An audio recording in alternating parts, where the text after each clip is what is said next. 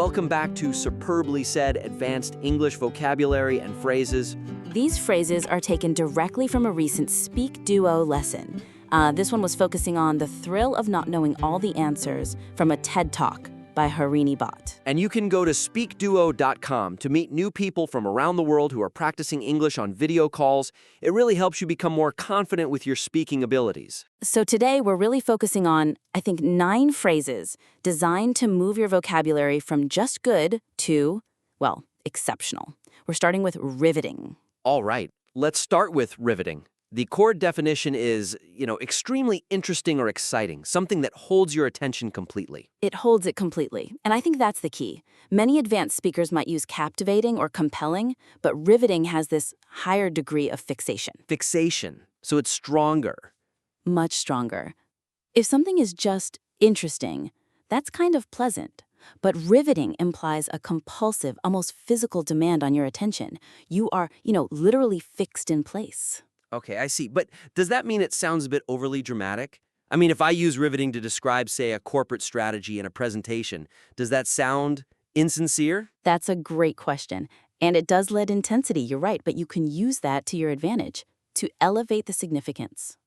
How so? Imagine telling your boss, the new market analysis was truly riveting. It completely changed our perspective on the Q3 launch. It signals a really high impact. Right, so it frames the document itself as having high stakes. Exactly. Or, for a more general example, the movie was so riveting that I completely forgot to eat my popcorn. And for something like an exam question, the most riveting book I've read is a mystery novel that kept me up all night. It really works there. Okay, so moving from that intense focus to, difficult personalities, our second phrase is know-it-all. Ah, a know-it-all. This describes someone who acts like they know everything, and it's annoying because they're always showing off their knowledge. The real nuance here is that it's purely a term of criticism. It's about the attitude, not necessarily the intelligence. Right. Someone can be an expert or highly knowledgeable, and those are neutral or positive, but a know-it-all is someone whose behavior just shuts down any real conversation. That's a great distinction. I always kind of thought know-it-all just meant they were smart but annoying. So where's the dividing line? How can an expert avoid that label? It's all about listening and humility. A know-it-all talks over people, assumes this condescending tone. Their goal is just to prove they're superior. So it's the behavior that gets them the negative title. Precisely. In a work context, you might say, nobody likes working with him because he acts like such a know-it-all. And maybe in a more reflective way. I usually just let the know-it-all talk and don't argue because, they rarely listen to others anyway. Okay, our third phrase gets at what happens when clarity is sacrificed for simplicity, to dumb down. To dumb down. So to simplify something so much that it becomes insulting or it loses important details. Exactly. When we talk about simplifying or clarifying, that's usually a good thing, right? You're making information accessible. Sure. But to dumb down has this really sharp negative connotation. It implies you've oversimplified so much that it's actually harmful, or you're treating your audience like they're not smart. I've actually struggled with this, when writing for a broader audience. How do you simplify a complex topic without accidentally dumbing it down? What's the practical difference? The difference is fidelity to the core idea. Simplifying keeps the core meaning intact, just with easier language. Dumbing it down removes vital context, necessary nuance. It's simplification that actually undermines real understanding. Losing the vital information. That's the key. That's it. For example, in an academic context, the textbook was too dumbed down, so the students didn't learn the complex details. Or when you're critiquing the media. Yes, I think news channels often dumb down stories to make them shorter and more entertaining, which loses important context. All right, let's shift from simplifying things to the act of building understanding with our next phrase, to piece together. To piece together. So this is like assembling parts of something, usually fragmented information, to see the whole picture. And it's much more vivid than just saying to figure out or to reconstruct. Piece together really emphasizes that systematic, deductive process. You're working with small, separate clues like a detective. I always thought piece together was mainly for, police investigations or history. Can I use it for something more everyday, like in an office? Absolutely. Anytime you're facing fragmented information, it's perfect for describing abstract processes. You could be piecing together error logs and user reports to find a bug, for example. That makes a lot of sense. It broadens its use for me.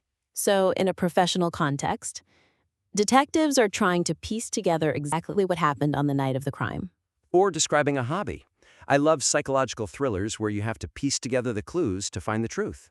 From solving mysteries, let's turn to a phrase that describes a deep technical passion: to nerd out over something. This is a fun one. To nerd out over something. It just means getting super excited and talking enthusiastically about a specific, often very niche, subject. Right, and it's different from just being enthusiastic about something. Nerd out implies this specialized, deep, almost obsessive focus on tiny details that maybe only a small group would appreciate. Is it ever used negatively, or is it always about sharing this passion in a positive way? It's overwhelmingly positive today. People often use it to describe themselves or with friends who share that same intense enthusiasm.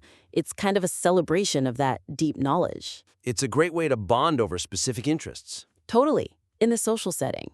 My friends and I always nerd out over the latest Marvel movie theories. And for a personal interest, I love to nerd out over coffee brewing methods and different types of beans. Okay, now for a very useful phrase in professional settings: to bridge the gap. To bridge the gap, this means connecting two different things, or reducing the difference between two groups, a division or a misunderstanding. And it goes deeper than to resolve conflict. It specifically visualizes a separation, a gap, and emphasizes the action needed to close that distance. It's used when something is missing. So the gap doesn't have to be a conflict. It could be about a lack of skills or resources. Exactly. You might need to bridge the gap in your team's skill set or the communication gap between departments. It's about creating connection where there was a divide. That makes it really valuable for any kind of management discussion. For sure. In a work context, we need to find a way to bridge the gap between the marketing and engineering teams. Or even talking about social dynamics. Spending quality time together without phones helps to bridge the gap between generations and build understanding. Our seventh phrase is all about persistence. It's to stick to something. To stick to something. This one seems straightforward. To continue doing something and not change. To adhere to a plan. It is, but the nuance is important. To follow a plan can be passive. To stick to it implies a stronger sense of discipline and active resistance. There's an effort involved in pushing back against distractions. Ah, I see. So it's about when things get difficult? That's when it really comes in. When a project hits a snag and people suggest shortcuts, the act of sticking to the plan emphasizes the discipline needed to trust the original strategy. That perfectly captures that project management struggle. So, in a work setting, we need to stick to the original plan if we want to finish this complicated project on time. And a personal one. Honestly, I struggle to stick to my New Year's resolutions after the first month. All right, our second to last phrase describes a state of total confusion: to be baffled. To be baffled, meaning to be completely confused or puzzled by something. You just can't understand it. And it's so much more potent than just being confused.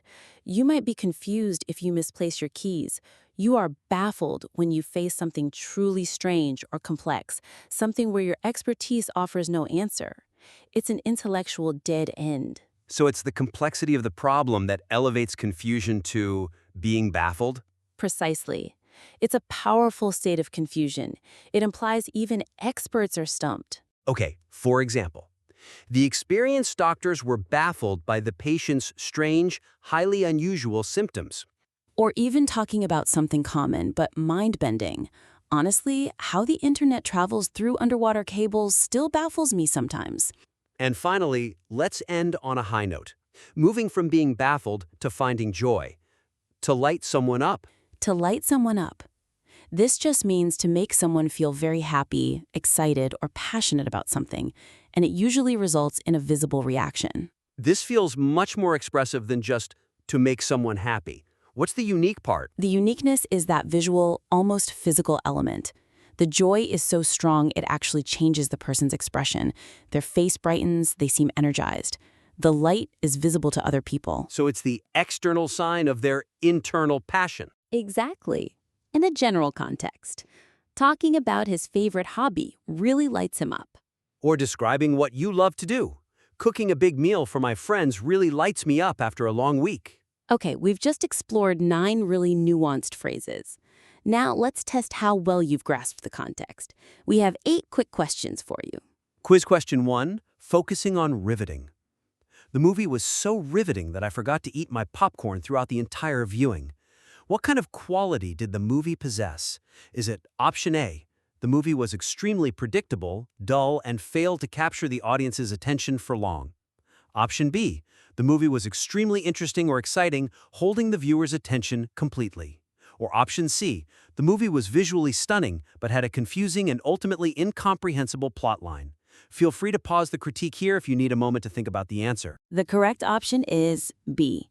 Remember, if something is truly riveting, it commands your complete attention, just like that mystery novel we talked about. All right, question 2, about the know-it-all. Nobody likes working with him because he acts like such a know-it-all in every meeting. What is the colleague's personality trait? Option A, he is a highly humble person who actively avoids showing off his impressive, vast knowledge. Option B, he is a person who often asks relevant, insightful questions to genuinely learn from the group. Or option C, he is a person who behaves as if they know everything and annoys others by showing off knowledge. Go ahead and pause here if you need to think it over. The correct answer is C. The core of being a know-it-all is that annoying behavior of showing off, which is what we focused on. Okay, quiz question 3 on dumbed down. The textbook was too dumbed down, so the students did not learn the necessary complex details. What was the effect of this action? Option A, the content was made unnecessarily complicated, adding difficult jargon to insult the audience. Option B, the content was simplified so much that it became insulting or lost important details for the audience. Option C, the content was rigorously peer-reviewed and professionally edited to ensure maximum intellectual challenge. Feel free to pause the critique here if you need to think about the answer. And the correct option is B. To be dumbed down means that simplification went too far and lost vital information, just like the news stories we mentioned. Question 4, focusing on piece together. Detectives are trying to piece together exactly what happened on the night of the crime. What is the process of piecing together the events? Option A, to selectively ignore the minor details to simplify the overall picture of the complex crime scene. Option B, to fabricate new evidence to create a compelling yet entirely false picture of the crime. Or option C, to assemble small, fragmented parts of information to understand the complete whole picture. Take a moment to pause if you need to. The correct option here is C. To piece together is that methodical assembly of fragmented clues into a coherent whole. On to question 5, about nerd out over. My friends and I always nerd out over the latest Marvel movie theories and Easter eggs. What does nerd out over mean? Option A, to get extremely excited and talk enthusiastically about a niche or technical subject. Option B, to actively criticize and find flaws in a specific subject to ensure a critical perspective is maintained. Option C, to withdraw from a discussion about a topic because the subject matter has become too dull. Feel free to pause the critique here if you need to think about the answer. The answer is A. To nerd out over something is to share that deep, specialized enthusiasm, like we said, for those technical details. Okay, question 6, for bridge the gap. We need to find a way to bridge the gap between the marketing and engineering teams. What is the goal of bridging the gap? Is it A, to officially widen the difference between the two teams by introducing new, stricter departmental rules? B, to reduce the difference between two things or two groups, often through improved connection?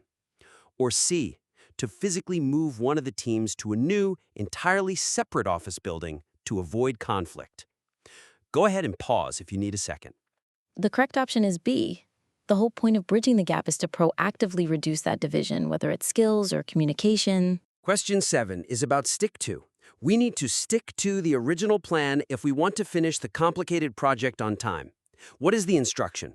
Option A, to entirely stop following the original plan and adopt a completely new innovative strategy instead. Option B, to continue doing or using the original plan and not change to any alternative plan or topic. Option C, to quickly finalize the project and submit the work for official review, regardless of the plan's status. Feel free to pause the critique here if you need to think about the answer. And the correct option is B. The phrase really emphasizes adherence and discipline, to stick to that plan especially when it gets tough. All right, our final question, number 8, on baffled. The experienced doctors were baffled by the patient's strange, highly unusual symptoms. What was the doctor's mental state? Option A, the doctors were fully expecting the symptoms and immediately knew the correct diagnosis. Option B, the doctors were completely confused or puzzled, unable to understand the problem fully. Or option C, the doctors were pretending to be confused to avoid treatment. Take a moment to think and pause if you need to. The correct option is B. To be baffled is to experience that really powerful, high-level confusion where something seems inexplicable. So we just covered 9 essential advanced phrases, everything from the intense focus of riveting to that infectious joy of lighting someone up. Mastering this vocabulary lets you express, not just the basic facts, but the deep nuance and attitude behind your words. Right. The goal now is to actually implement these. Don't just know the definition, really try to use them in your daily conversations. That's how you really elevate your English from good to great.